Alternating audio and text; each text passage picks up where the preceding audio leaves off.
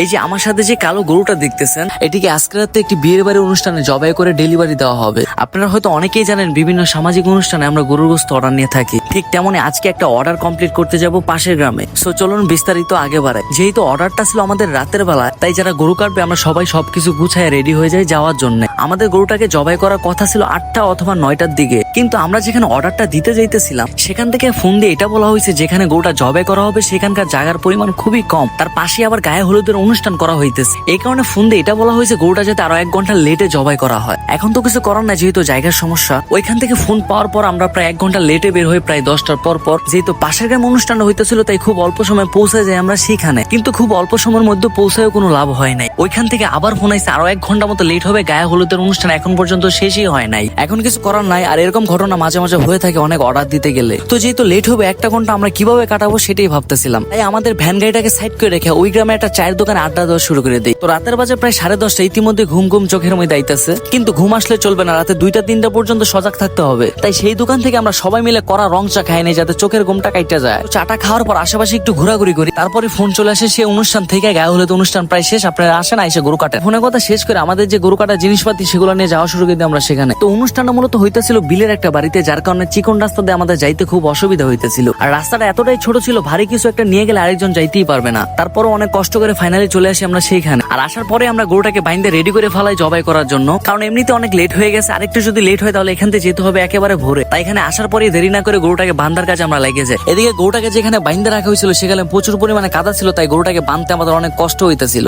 এমনকি গরুটাকে বাদ থেকে গরুটা নিচে পড়ে যাওয়ার অবস্থা হয়ে গেছিল। তাও অনেক কষ্টের পর ফাইনালি গরুটাকে আমরা বাইন্দে ফেলাই। তো গরুটাকে জবাই করার পর গোস্তগুলো আমরা সবগুলো এক জায়গায় রাখি, আর এখনই শুরু হবে সেই ফাইনাল কাজটা, গরুটাকে পিস করা। তো পাশে গায়ে হলুদের অনুষ্ঠান হইতেছিল আর আমরা এদিক দিয়ে গরু কাটতেছিলাম। ভালো একটা অভিজ্ঞতা হইলো আমাদের, কারণ আজকের গরুটা কাটতে গিয়ে আমাদের সবার অবস্থা পুরাই খারাপ। সবাই অনেক পরিশ্রম করছে, এমনকি এখন পর্যন্ত করতেছে। তো আমাদের গোস্ত কাটা শেষ হয় রাতে 2টার দিকে, আর মাংসগুলো অনুষ্ঠানে বুঝাই দিয়ে আমরা সেখান থেকে চলে আসি। আর আজকে অর্ডারটাও কমপ্লিট হয়ে গেল।